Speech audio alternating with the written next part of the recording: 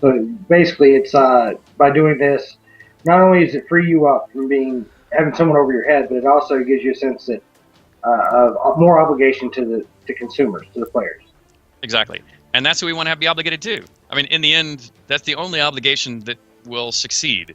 I mean, I can literally go back and analyze each previous Ultima, and and it's fascinating. The ones, like even Ultima 4, which was I would argue Ultima 4, Ultima 7, and Ultima Online are, I think, the best ones. And in all three of those cases, I can tell you I very specifically ignored a lot of the feedback from my publishing, even my internal publishing people, who either didn't understand it or didn't agree with it, just because I knew in my heart of hearts it was the right way to go. And this was before we really could have player involvement.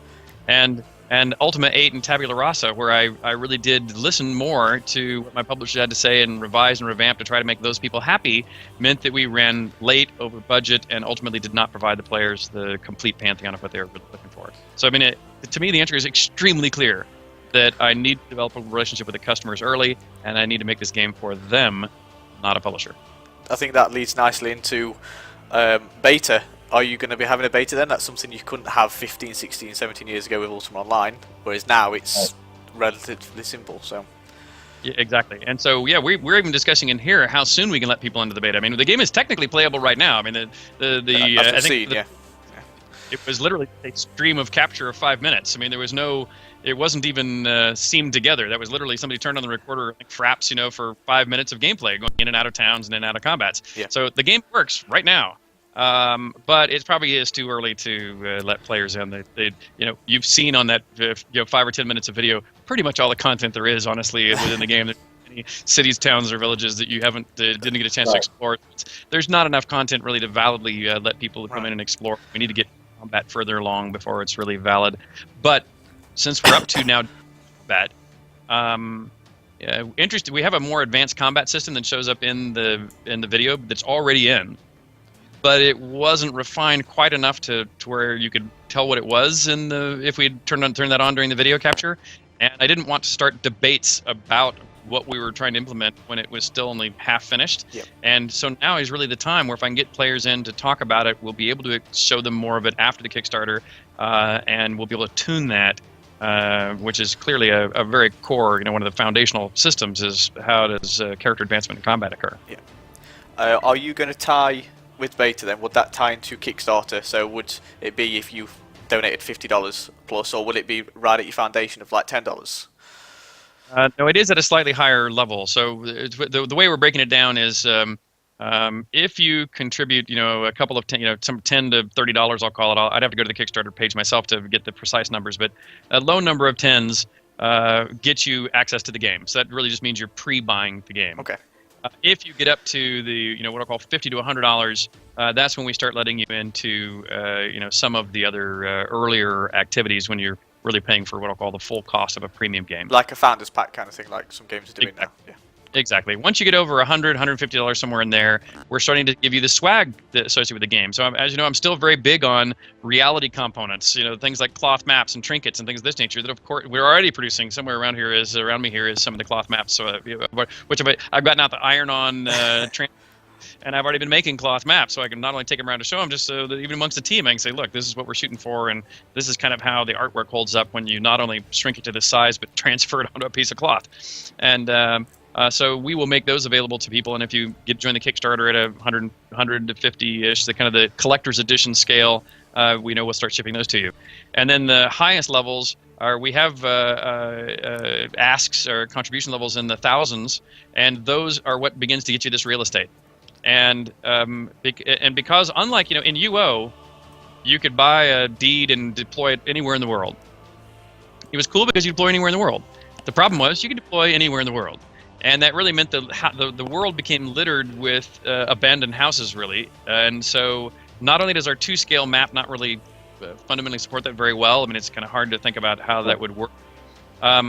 But by limiting it to the cities and towns that exist, and we can make more cities and towns. In fact, we're hoping that we get contacted by some of the big player communities, like maybe yours, who say, look, we as a group would like to form a town named after your site and named after your group, and with everybody already having a pre-made, enough lots for all of us, and we'll apportion them amongst ourselves.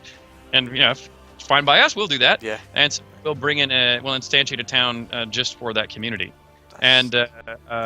But even though the houses sound expensive at $1,000 plus each, depending if you want smaller or bigger, if you look back at Ultima Online,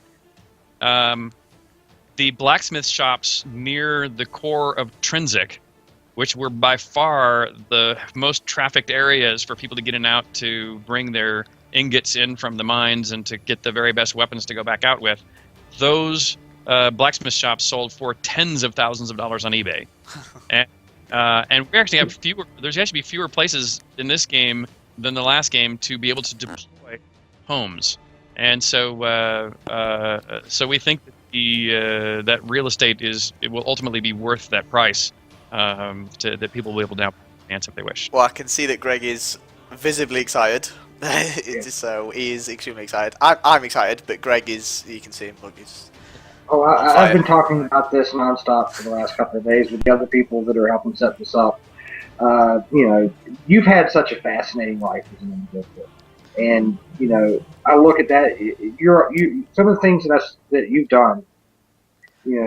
Pioneering in the industry, your space tourism, you're involved in the SpaceX program. You're really in a way a positive role model for people. I have to say that. And Thank you. I'm just I just turned 36. I'm going back to college for the first time. And whenever it starts to get on me, I'm like, well, Richard can go into space. I can finish school. So, yeah, which by the way, that sounds fantastic. That's really a great story, and I am truly a believer in the lifelong learning process. I actually think that's the only way that you can be good at, frankly, anything, is to devote your personal methods to that end. It's interesting as I.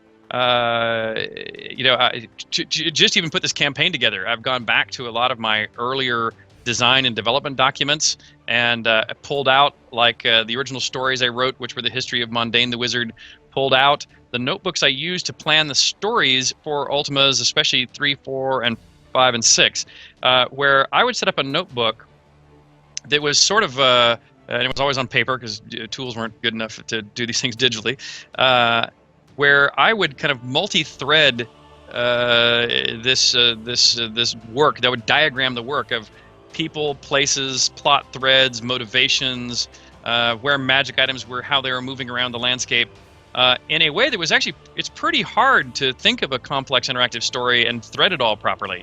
And you can't just sit down and write it up from in the beginning, blank, blank, blank, and just write it all down. You have to go through this fairly arduous process. And I don't know anybody else that does that. I mean, I don't know anybody else has the patience. Yeah. I remember when I was young, and you got into the D&D games, the tabletop. If you really wanted a good game session, you had to do the research. You had to sit there and do the planning, spend the time, and that's one of those things that's kind of fallen off in recent years, and I think that's really making the industry suffer some. I agree. But people are used to the whole. I actually think that's. You look at paper tabletop gaming, and I think at the very beginning, when I got into Dungeons and Dragons, which, as you mentioned, you noted that it must have been an inspiration, and of course it was a phenomenally huge inspiration. But I think the first 5 years of tabletop gaming were phenomenally good because the early adopters were, on the whole, people who were willing to do that research, and generally speaking, a lot of them were pretty good storytellers.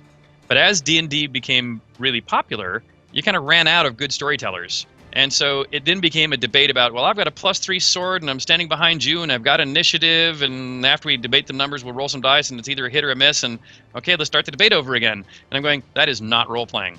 And I think that tabletop gaming suffered and really fell down extensively. And then I think there's another resurgence with the launch of the card game Magic the Gathering. Where more sophisticated and interesting ways of rules-based combat came in. But that's also right about when MMOs started becoming these level grinds, because everything became rules-based. And then that sort of fell off, and there's been, but I think there's a resurgence of tabletop gaming happening right now, Right. largely again based on storytelling. The rules have all been simplified, and the games are really give me a fictional setting and get the rules out of my way, and let's do some interactive storytelling. And people are devoting more time again to storytelling. So, what I'm hoping to do with this game is storytelling. I'm hoping to learn some of the best things about what I'll call the Magic the Gathering era of combat systems, to not just do the shortcut bar of let me get all my buffs in and then let me do my most damage over time without really paying any attention to what I'm doing, which is the combat of most MMOs. So I'm hoping we have a planning and skill-based combat system combined with deep storytelling in a largely solo-player story-based experience, but with a persistent world behind it, so that your contributions, the contributions of others, and even some of your friends get to visit you while you play the game. That's great. I mean, I really love the idea that even though it's mainly a solo game, it's going to be a persistent world, because it goes back to that whole thing of we get to be part of the story more than just acting out a role. We can add things to it, and that was, that's another thing that's been missing from a lot of the MMOs. Where you talk about you wanted a world where almost everything could be manipulated. That was probably one of the greatest things that was ever put into that game. The fact that players could sit there and they could make up their own stories. Exactly. I agree, and it's something I've been to, and I think the best job we did of that was Ultima 7. And the moments that I remember the most in those middle Ultimas when we did that is when I went from the earliest Ultimas really just had mountains and grass and trees and water. There was really no objects.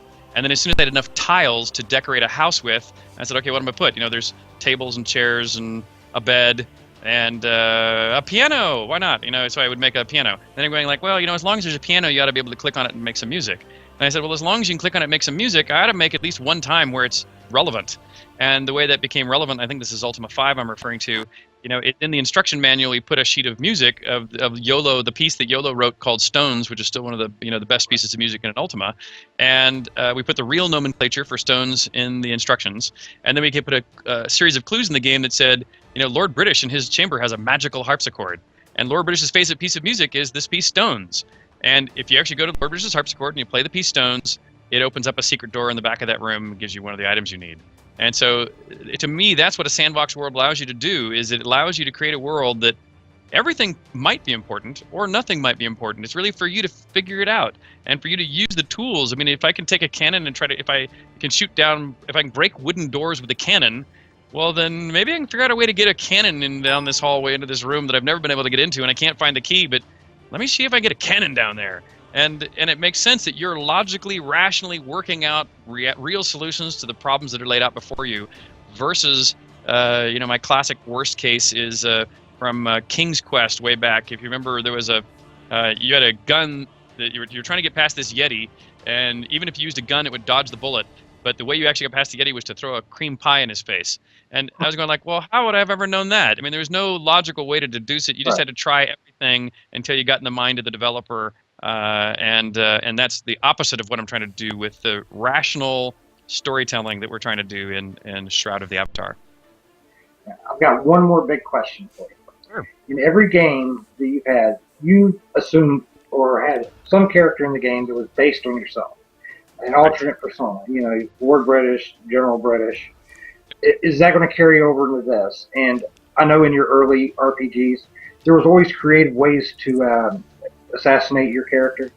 You plan on, everything from having the flak fall off the castle and hit him in the head, or poisoning the bread.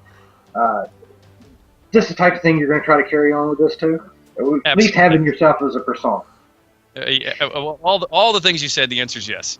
And so, the way I look at it, it's really funny. The history of that is that, again, going back to what started Ultima 4 was post Ultima 3, when I realized everybody was killing my character and everybody else too, and taking great pleasure in it. And I thought, oh, that's no good. I'm gonna create a game. And in fact, maybe I think I knew that starting with Ultima 2. I think Ultima 3 was the first time I tried to make it where you could not kill Lord British, and so I made it to where my character Lord British was immortal.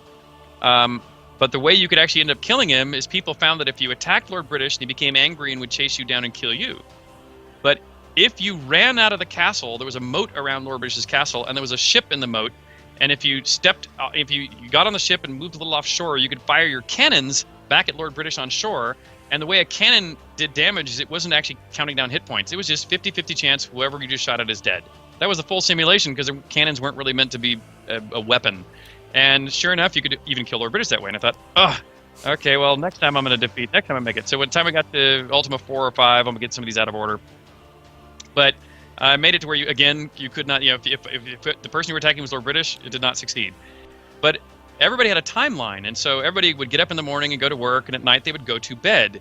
And there was only one icon for a sleeping person. It didn't matter who you were when you were standing up, Lord British, for example. When you were lying down in bed, you were sleeping person. And so if you could kill Lord British in his sleep in one shot, you could kill him. And there was a glass sword in the game, and so people would figure, wait till Lord British went to sleep, get out the glass sword, and whack him in one shot and kill him because the damage routine did not detect that I was Lord British yet. And anyway, you get the idea. It was this cat and mouse chase over and over again until really, the last couple of Ultimas where put in the brass black and the poison bread, and so we finally successfully managed to protect me from unintended death. But we added in an Easter egg method, something like that I'm sure we'll put in here in the future. Yeah, I'm not trying to encourage people to try assassinating you in game. It's one of those traditions that had been there in one way or another. I had to ask. Yeah, it does seem like. So we'll be sure to accommodate it. Yeah, this has been great. Having you here to talk with us for a little bit. I've enjoyed it. I'm hoping, I'm sure your game's going to do well. You've got a huge following as an individual. I mean, most studios you hear about, there's developers there. You might know one. And A lot of times the ones that people do know are ones that worked with you originally. Yep, exactly. Like your original company and your original studios, those people, wherever they've gone, they've been followed. Right. And you're one of the few developers I know that's probably, at least in the gaming world, a household name. Yeah. So it's been a real treat having you talk with us. And I really appreciate it. Best of luck. Thank you very much. And it's very obvious that your knowledge and passion for Ultima's and Lord British's contributions to the gaming industry, past, hopefully present, and future, are thorough. So I really appreciate the chance to talk with you too.